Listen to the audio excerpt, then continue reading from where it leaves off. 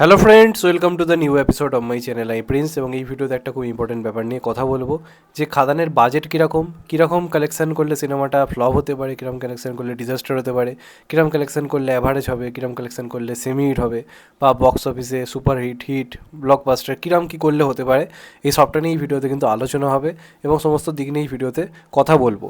সর্বোপরি বক্স অফিসের থেকে দূরে রেখে এই মুহূর্তে এই খাদান কীরকম কী কালেকশন করবে এগুলোকেও সাইড রেখে যদি আমাকে বলতে বলা হয়, তাহলে এই মুহূর্তে কিন্তু খাদানকে যদি কমার্শিয়াল সিনেমাকে প্রপারলি কামব্যাক করাতে হয়, যদি সেই মার্কেটটাকে ভয়ঙ্করভাবে ফিরিয়ে আনতে হয়, তাহলে কিন্তু খাদানকে অলরেডি একটা অল টাইম ব্লকবাস্টার কালেকশন কিন্তু করতেই হবে।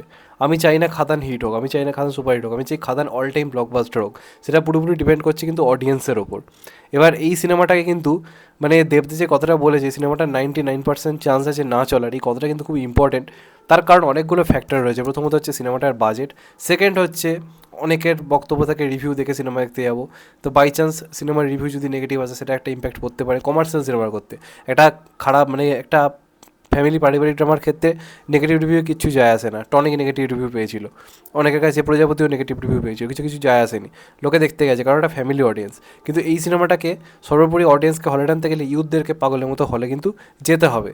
এবার সেটার উপর অনেক কিছু ডিপেন্ড করছে। তবে আমার মনে হয় খাদান দারুণভাবে ওয়ার্ক করবে, কারণ খাদানের হাইপ ইনসান হাইপ, রিসেন্ট টাইমে এরম হাইপ সত্যি দেখা যায়নি। অন্ততপক্ষে আমি তো অন্ততপক্ষে রিসেন্ট টাইমে দেখিনি। আমি একটা চ্যানেলে ধরো টিজার বা কোনো কিছু রিভিউ ছাড়ছি এই সিনেমাটাকে কেন্দ্র করে, আমি দেখতে পাচ্ছি আমার চ্যানেলে 6 মিনিটে 1K ভিউজ চলে আসছে। যেটা এর আগে রাবণের সময় হয়েছিল, তাও সেটা 13-14 মিনিট লেগেছিল, কিন্তু এটা মাত্র 6-7 মিনিটের মধ্যে 1K হয়েছে। ক্রেজটা বুঝতে পারছো, পাবলিক কতটা এক্সাইটেড। দেবদা জিদ্দা হুবাইয়ের ফ্যান্স বেসও এক্সাইটেড রয়েছে কাজটা নিয়ে। এটা একটা অবশ্যই বড় ইম্প্যাক্ট। এবার যদি আমি বাজেট ওয়াইজ সব কিছু নিয়ে আলোচনা করি, তাহলে খাদানের বাজেট যেটুকু আমার ধারণা হচ্ছে লুক অ্যান্ড ফিল থেকে বা সব কিছু থেকে, বা আমার যেটা মনে হয় মিনিমাম এই সিনেমাটাকে দেবদা সব কিছু উজাড় করে দিয়ে করেছে। কারণ আগের কাজগুলো যে পরিমাণ বক্স অফিস এসছে, দেবদা তার বেশিরভাগটা এই সিনেমাটা কিন্তু ঢেলেছে এবং দেবদা নিজেও বলেছে এটা একটা বিরাট বড় তার প্রজেক্ট। তো দুই প্রোডাকশন মিলে এই কাজটা যেহেতু করা হয়েছে, তো ভাগাভাগিভাবে সিনেমাটার বাজেট হয়েছে। আমার যেটুকু ধারণা 6 থেকে 6.5 কোটি এই সিনেমাটা কিন্তু বাজেট হতে চলেছে, 6 থেকে 6.5 কোটি। এবার এর মধ্যে খানিকটা লাভের জায়গা চলে আসবে ওটিটি এবং স্যাটেলাইটের জায়গা থেকে। ওটিটি, স্যাটেলাইট এবং থিয়েট্রিক্যাল জায়গা থেকে একটা ভালো রকম লাভ এই সিনেমাটা পাবে। তার কারণ দেবের প্রিভিয়াস রেকর্ড ভালো। দেবের সব সিনেমা স্যাটেলাইট রাইটসে বিক্রি হয়েছে, একমাত্র ব্যোমকেশ বাদবাকি সব সিনেমা হয়েছে। এবং দেবের ওটিটি এবং টিভিতেও টিআরপি সবসময় ভালো আসে, এটা একটা খুবই পজিটিভ দিক। তো সেটা থেকে একটা মোটামুটি 6 কোটি থেকে অন্ততপক্ষে তো একটা ভালো রকম তার জায়গা, একটা লাভবান জায়গা চলে আসবে।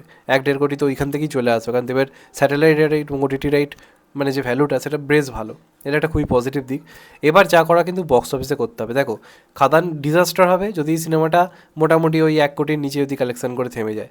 1 কোটির মধ্যে যদি কালেকশন করে, আমি সব মিলিয়ে বলছি, শুধু মাল্টিপ্লেক্স নয়, 1 কোটির নিচে যদি কালেকশন করে থেমে যায়, তাহলে সিনেমাটা অবশ্যই ডিজাস্টার হবে। ফ্লপ হয়ে যাবে যদি মোটামুটি 2.5 থেকে 3 কোটির মধ্যে গিয়ে কালেকশন থেমে যায়। সিনেমাটা সেমি হিট বা হিটের পর্যায়ে যাবে, ইন্ডাস্ট্রির যে অবস্থা সেরকম দিক দিয়ে যদি বিচার করা যায়, তাহলে মোটামুটি 4 থেকে 4.5 কোটি কামায়, তাহলে সিনেমাটা অ্যাভারেজের দিকে যাবে। 5 থেকে 5.5 কোটির দিকে গেলে সিনেমাটা আস্তে আস্তে অ্যাভারেজ ছাড়িয়ে গিয়ে সেমি হিটের পর্যায়ে যাবে, এরম পর্যায়টা আর কি যাবে।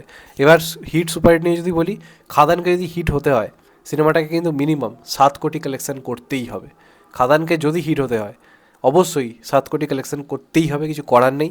এবং সর্বোপরি সুপারহিট হতে গেলে 10 কোটির কাছাকাছি বক্স অফিস আনতে হবে।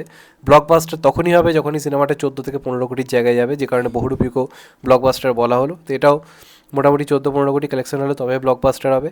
আর সর্বোপরি যদি অল টাইম ব্লকবাস্টার এটাকে হতে হয়, তাহলে মিনিমাম কমার্শিয়াল সিনেমার যে মার্কেট সেদিক দিয়ে যদি বিচার করা যায়, অল টাইম ব্লকবাস্টার কি, যে সর্বোপরি সব রেকর্ড ভেঙে দেওয়া, যেটা হয়তো চাঁদের পাহাড় বা অ্যামাজন অ্যাডভেঞ্চার রেকর্ড হয়তো ভাঙা সম্ভব হবে না, সেটা আমি শিওরলি বলছি। কিন্তু কমার্শিয়াল সিনেমার বক্স অফিসের দিক দিয়ে বিচার করে এই সিনেমাটা যদি মিনিমাম 19 থেকে 20 কোটির কালেকশন পৌঁছতে পারে ওভারঅল সব মিলিয়ে, তাহলে এই সিনেমাটা কিন্তু অল টাইম ব্লকবাস্টার হিসেবেই বিবেচিত হবে। কারণ শেষ কয়েক যুগ ধরে কমার্শিয়াল সিনেমায় 10 কোটি প্লাসও বক্স অফিস কিন্তু আসেনি, যে কারণে রংবাজকে ওই সময় দাঁড়িয়ে কেন অল টাইম ব্লকবাস্টার বলা হয় বা কেন আওয়ারাকে বলা হয়, কারণ প্রায় 9.5 কোটি 10 কোটি কালেকশন ওই সময় দিক দিয়ে বিচার করে অনেকটা বেশি। হয়তো বাজেট ওয়াইজ যদি দেখা যায় তাহলে হয়তো সিনেমাটা সুপারহিট হতো, কিন্তু ব্লকবাস্টার অল টাইম ব্লকবাস্টার কেন হয়, কারণ ইন্ডাস্ট্রির অবস্থা বুঝে ওটা বলা হয়। তো সেই হিসাবে এটা যদি 19 থেকে 20 কোটির জায়গায় পৌঁছতে পারে, তাহলে কিন্তু এটা অল টাইম ব্লকবাস্টার হবে। আমাদের লক্ষ্য এই সিনেমাটাকে 19 থেকে 20 কোটির কালেকশনে পৌঁছে অল টাইম ব্লকবাস্টার করে দেওয়া অবশ্যই দরকার, কারণ তবেই কিন্তু কমার্শিয়াল মার্কেট ফিরবে। এটাও যদি ওই মিনিমাম 4-5 কোটি বা 6.5 কোটি গিয়ে যদি থেমে যায়, আমার মনে হয় না আখেরে কোনো লাভ হবে বলে। অবশ্যই হিট হয়তো হয়ে যাবে, হয়তো কমার্শিয়াল সিনেমার দিন পর যুগ ফিরবে, কিন্তু এই যুগ ফেরালে হবে না। পুরো এরাটাকে ভয়ঙ্করভাবে ফিরিয়ে আনতে হবে। সেটা কিন্তু ডিপেন্ড করছে এবার আমাদের দর্শকের ওপর। অন্তত হিট যদি হতে হয় 7 কোটি কালেকশন করতেই হবে, যদি সুপার হিট হতে হয় তাহলে 10 কোটি যেতে হবে, ব্লকবাস্টার হতে গেলে 15 কোটি, অল টাইম ব্লকবাস্টার হতে গেলে 20 কোটি। এবার সেটা হবে কি না সেটা নির্ভর করছে আমাদের অডিয়েন্সের ম্যাডনেসের ওপর। যেটা সোশ্যাল মিডিয়ায় দেখা যাচ্ছে সেই হিসেবে যদি সব অডিয়েন্স যায়, 20 কোটি হওয়া কোনো ব্যাপারই নয়। যদি সত্যি মানুষ যায় তো সেটা করে দেখাতে হবে। তো এটাই মোটামুটি ভেরিডিক্ট তোমাদেরকে দিলাম বাজেট ওয়াইজ। এবার দেখা যাক লাস্ট অবধি কী হয়।